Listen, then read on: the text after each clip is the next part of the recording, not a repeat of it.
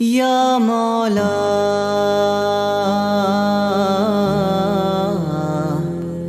یا مولا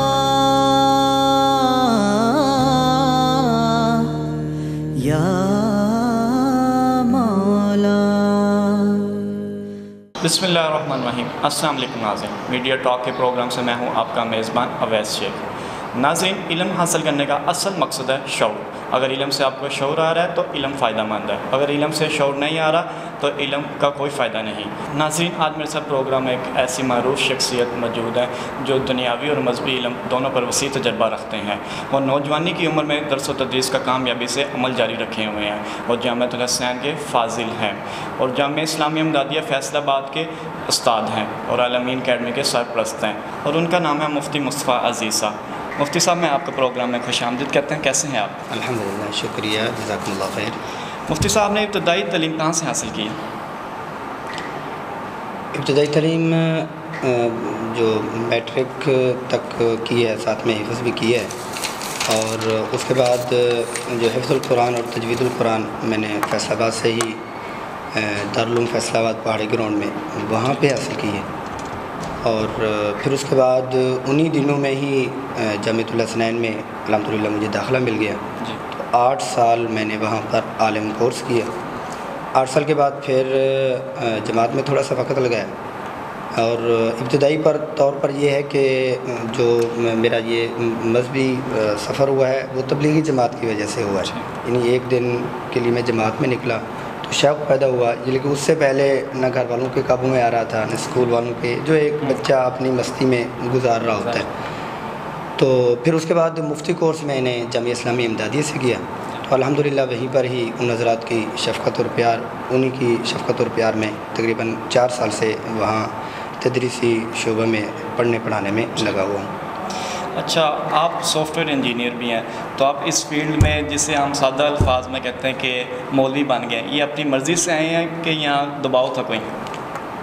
جیسے میں نے عرض کیا کہ حفظ القرآن میں تو والدین کی چاہت تھی، اور چاہت اس درجے کی تھی کہ وہ دباؤ کسی کیفیت تھی۔ بچے کو ایسے پتہ نہیں ہوتا کہ ہر بچے کو وہ دینی تعلیم حاصل کرے یا دنیاوی تعلیم حاصل کرے۔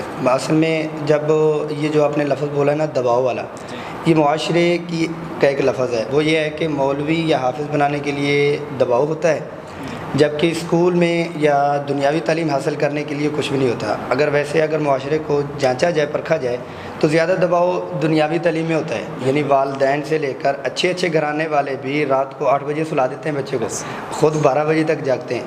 وہ دادی اماں سے لے کر پوری مشینری محلے کی بچے کو اسکول کے لیے وہ رو پیٹ رہا ہوتا ہے، لیکن یہ ہے کہ اس کو لے جاتے ہیں۔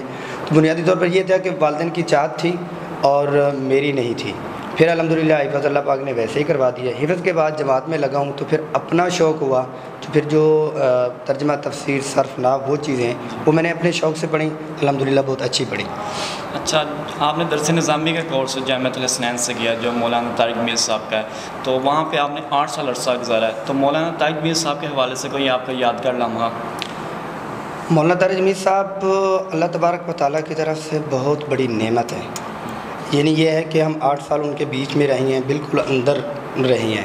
تو ہوتا ہے کہ ایک خطیب یا جس کی اوپر شہرت ہوتی ہے، عموماً یہ ہے کہ اندر وہ چیز نہیں ہوتی، بلکہ میں یہ کہوں گا، اور اس میں مبالغہ بھی نہیں ہوگا، جتنی صفات مولانا کی لوگوں میں واضح ہیں، مولانا کی لوگوں میں مشہور ہیں، لوگ معروف ان کے ہیں کہ ایسے ہیں، اس سے کہیں گنا زیادہ مولانا کی صفات جو ہیں مولانا کے اندر ہیں، موجود ہیں۔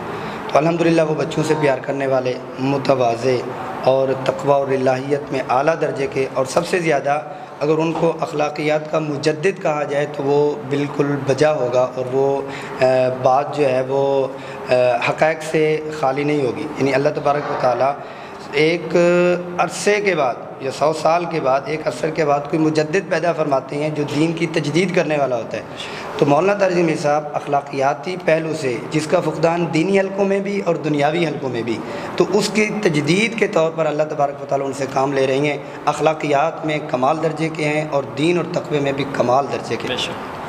اچھا مفتی صاحب، آپ پاکستان کی معروف جامعہ درسگاہ اسلامیہ امدادیہ میں پڑھاتے ہیں، وہاں پہ استاد ہیں، تو آپ جو مدرسے کے طلباء کو پڑھاتے ہیں وہ دنیاوی سرگرمیوں کو کیسے دیکھتے ہیں؟ ہاں، بنیادی طور پر کیونکہ بہت سے سوالات ایسے ہوتے ہیں جو حقائق کی بنیاد پہ نہیں ہوتے. جیسے آپ نے کہا کہ دنیاوی سرگرمیاں کو کیسے وہ جانتے ہیں. مطلب یہ ہے کہ مدرسے کا طالب علم اور مدرسے کا نظام وہ خالص دین ہے، ان کو دنیا سے کوئی سروکار نہیں ہے. ایسی بات نہیں ہے، بلکہ مدرسے کے طالب جامعہ اسلامی امدادیہ میں الحمدللہ بچے جہاں پر دینی تعلیم حاصل کرتے ہیں وہاں تک میٹرک کا شعبہ بھی ہے، اور ساتھ میں یہ ہے کہ وہاں کے جو ذہین طالب علم ہوتے ہیں ہر کلاس کے ان کو ایف اے بی اے اور ایم اے اور ایم فل تک آگے چلایا جاتا ہے. اور وہاں کے موسٹلی جو ٹیچرز ہیں ان کے 90% 95% وہ سب ایم فل اور پی ایچ ڈی ڈاکٹر ہیں.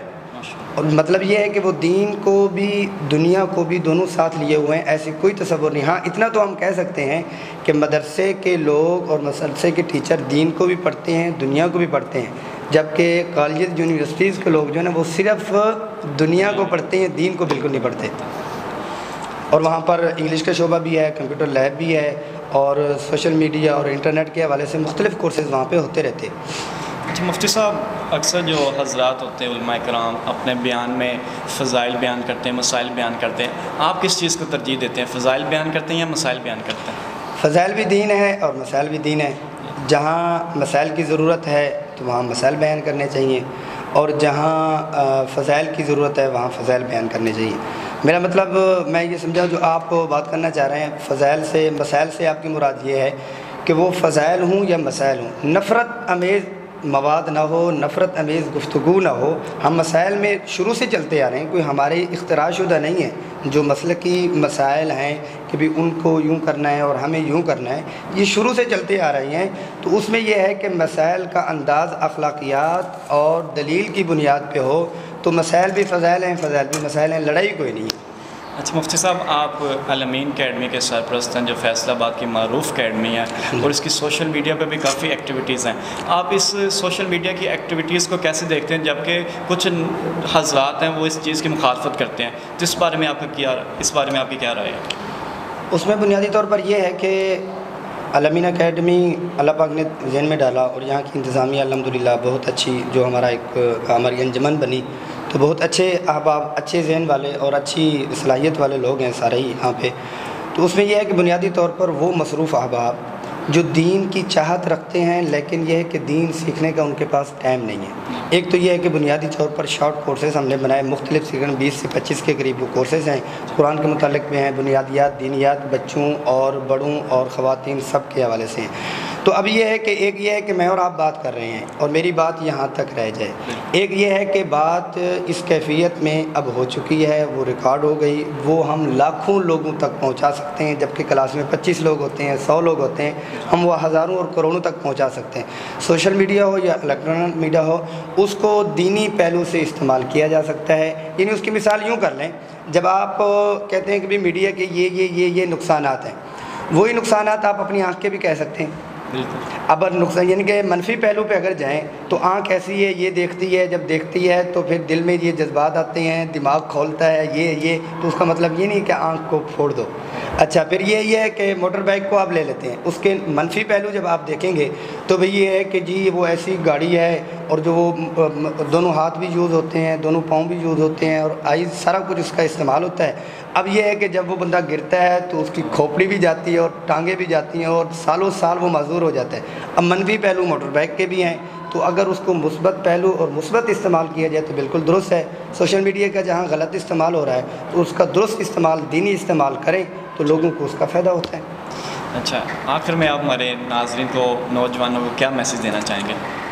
میسیج نوجوانوں کو بھی، اپنے لیے بھی ہے، تمام لوگوں کے لیے یہ ہے، وہ یہ ہے کہ دین ہو یا دنیا ہو، دین ہو یا دنیا ہو، کالج ہو یا وہ مدرسہ ہو، کاروبار ہو یا اس کی اپنی نوکری ہو، جب تک ایک مسلمان اپنے تمام شعبہ جات اور اپنی تمام سرگرمیوں میں سب سے فرسٹ میں اللہ کو اور اللہ کے رسول صلی اللہ علیہ وسلم کو، سنت کو نہیں رکھے گا، مسلمان بحیثیت مسلمان یہ کھوکھلا ہی ہے.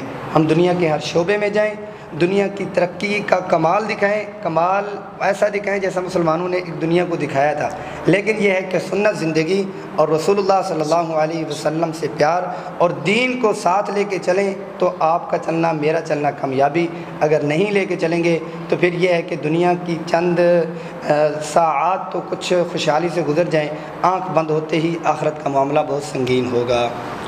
بہت شکریہ مفتی صاحب، اللہ حافظ۔ ناظرین، یہ تھے میرے ساتھ مفتی مصطفیٰ عزیز صاحب۔ امید ہے آپ کو ہمارا یہ پروگرام بہت اچھا لگا ہوگا۔ اپنی قیمتی رائے سے ضرور آگاہ کیجیے۔ اگلے پروگرام میں ایک نئی شخصیت کے ساتھ حاضر ہو گئے، تب تک کے لیے اجازت دیجیے اپنے میزبان اویس شیخ کو۔ اللہ حافظ۔ یا مولا